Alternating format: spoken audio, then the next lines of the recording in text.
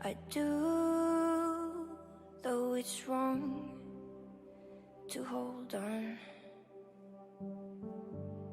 I try to.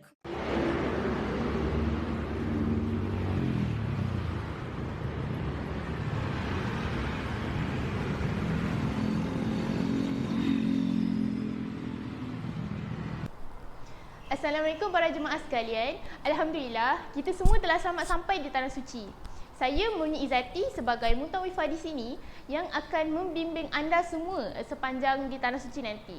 Jadi, jikalau ada apa-apa masalah atau pertolongan, anda boleh cari saya. InsyaAllah saya akan bantu kerana keselesaan anda keutamaan kami. Setelah kapal terbang mendarat di Madinah, para jemaah akan menuju ke Dewan Ketibaan dan akan disambut oleh petugas tabung haji, lalu membuat pemeriksaan bersama imigresen Saudi serta beg tangan. Kemudian, para jemaah akan keluar dari bangunan terminal dan terus menaiki bas yang telah disediakan oleh muassasah untuk menuju ke bangunan penginapan di Madinah yang mengambil masa di antara 30 minit hingga 60 minit, lebih kurang 1 jam. Para jemaah akan ditempatkan di 3 zon kawasan penginapan serta akan berada di Madinah selama 5 hingga 6 hari. Antara aktiviti yang akan dilakukan oleh jemaah haji sepanjang berada di Madinah ialah ziarah luar dan dalam Madinah, ceramah kelebihan Madinah, ceramah persediaan umrah atau kemabruran haji dan ziarah wada. Kemudian, jemaah haji akan ke Mekah.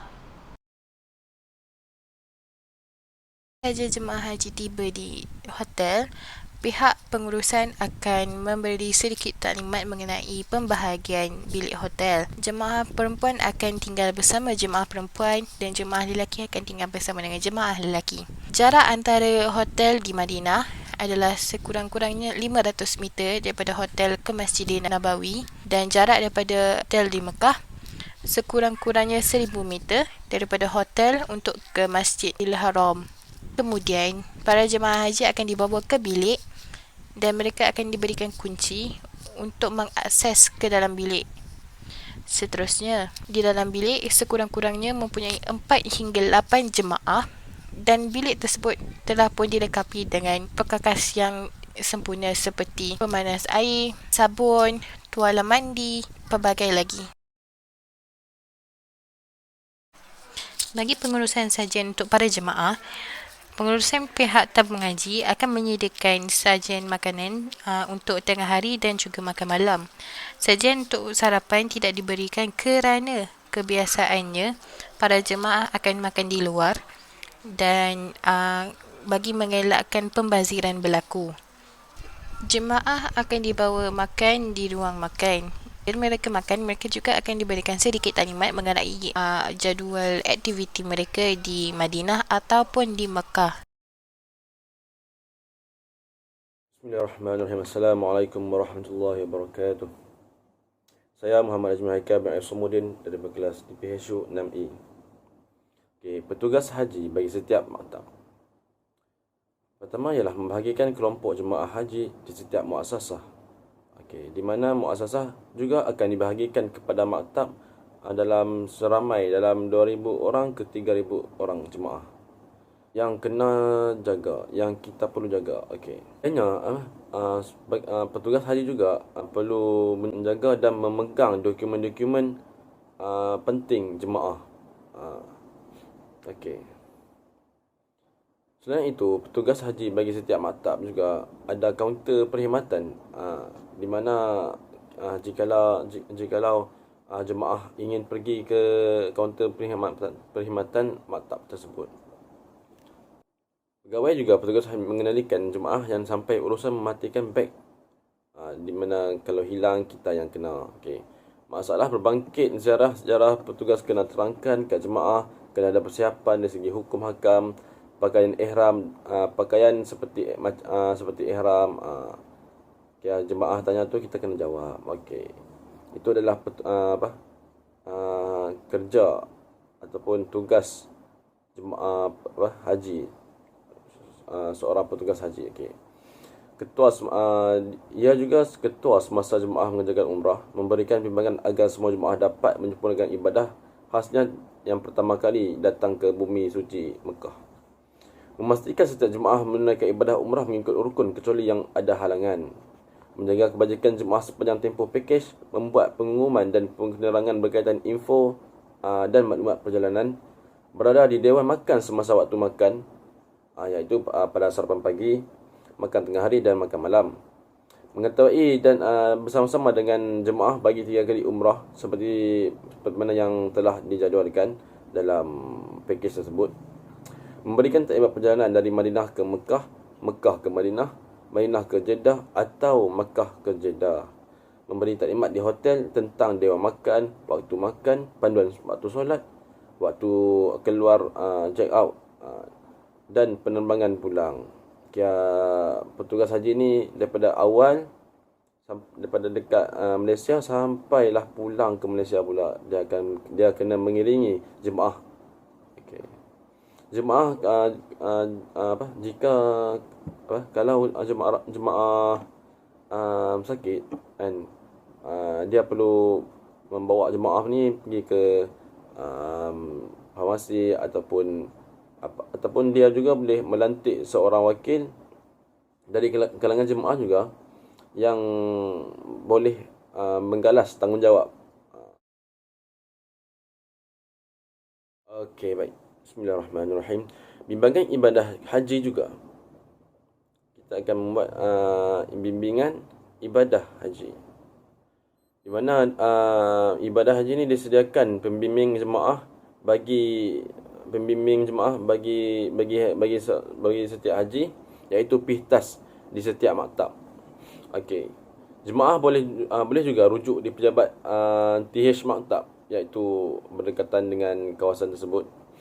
Okey. Juga disediakan sesi ceramah di PPM dan PPZ. Okey. Jemaah perlu hadir dalam program bimbingan PPM dan PPZ. Okey. Apa itu PPM dan PPZ? PPM ialah pusat perkhidmatan maktab dan PPZ ialah pusat perkhidmatan zon. Sekian daripada saya. Assalamualaikum. Assalamualaikum warahmatullahi wabarakatuh. Nama saya Muhammad Arif bin Muhammad Nazar daripada kelas DPSU 6D. Nombor matrik DSU 20202496. InsyaAllah hari ini saya akan menceritakan Standard of Procedure, pengurusan perkhidmatan, perubatan dan juga kewangan di Tanah Suci. InsyaAllah pengurusan perkhidmatan perubatan di Tanah Suci amatlah lengkap dan juga amat membanggakan. Fasiliti perubatan tabung haji sediakan, termasuklah di Madinah, di Makkah dan juga di Jeddah. Bukan hanya di satu tempat, bukan hanya di satu pusat, tidak. Namun terdapat 3 tempat ini diletakkan ataupun diserakkan dengan fasiliti-fasiliti perubatan. Bermula daripada stor farmasi, bekalan ubat, sehinggalah ke rawatan, fisioterapi, X-ray, radiologi, pesakit luaran, dalaman dan sehingga kepakaran yang tertinggi yang mereka ada.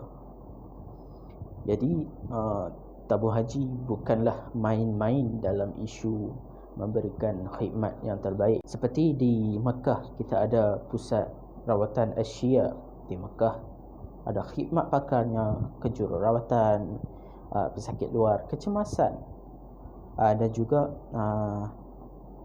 klinik ini ataupun pusat rawatan ini boleh mereka rujuk ke hospital Arab Saudi jika berlaku pesakit yang tidak boleh dirawat di situ. Mereka akan rujuk ke hospital Arab Saudi. Dan hampir ke semua klinik pusat rawatan boleh berbuat demikian. Dan kebanyakan mereka mempunyai kepakaran yang sama, namun berbeza lokasi dan juga ada keistimewaan masing-masing.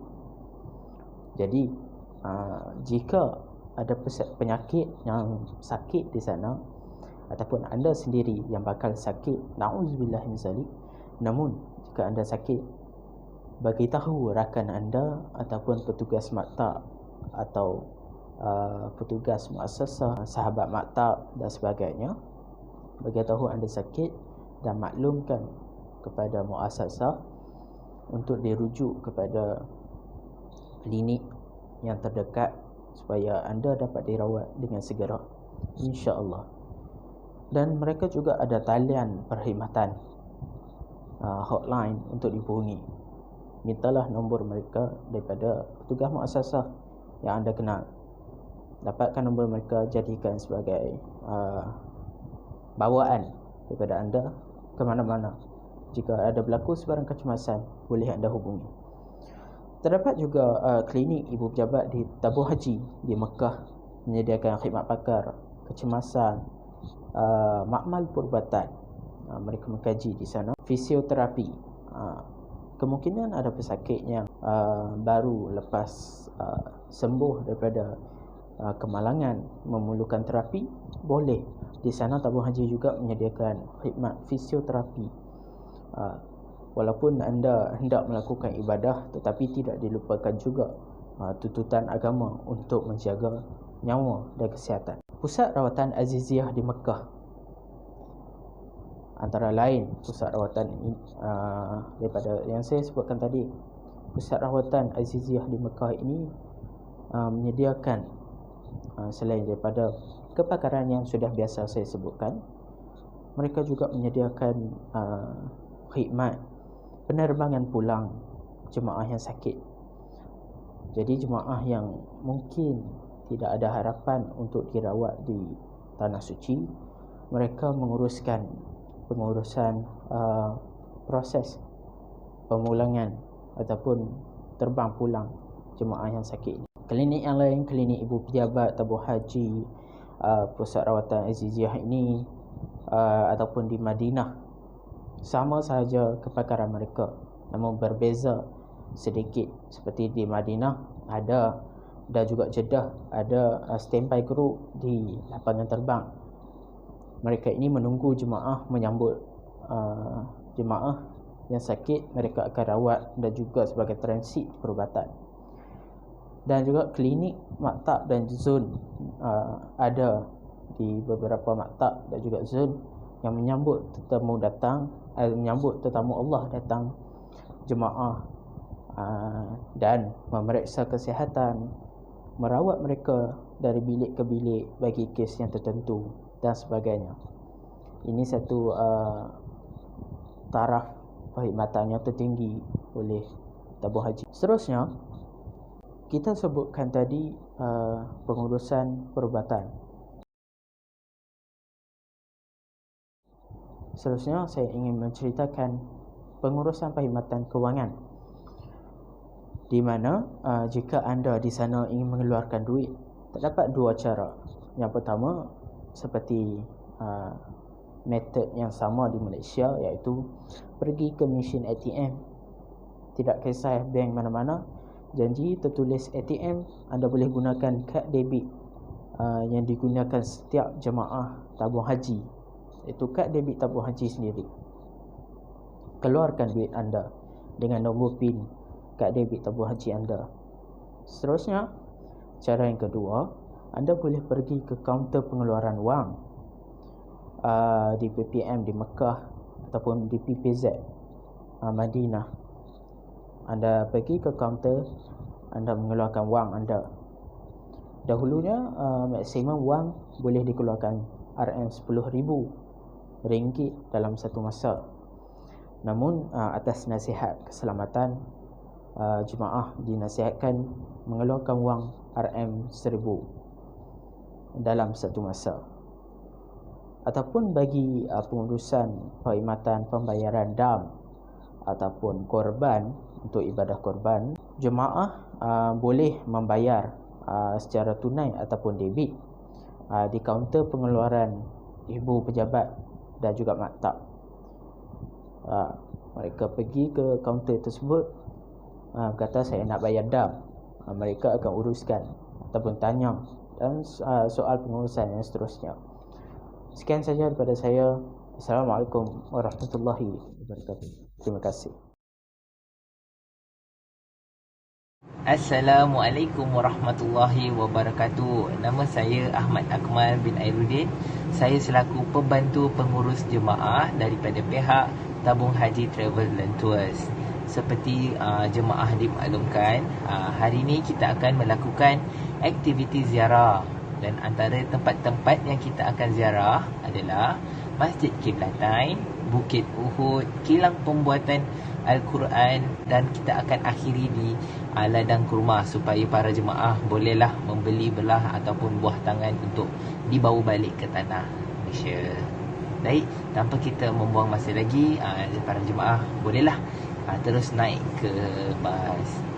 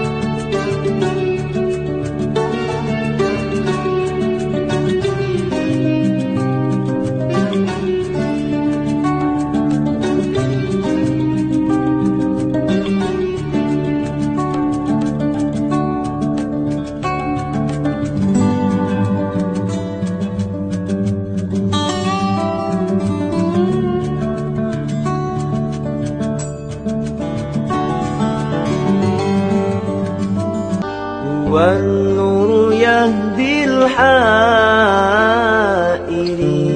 ضياؤه وفي الحشر ول المرسلين لواؤه تلقى من الغيب المجرد حكمة أمطرت في الخاطر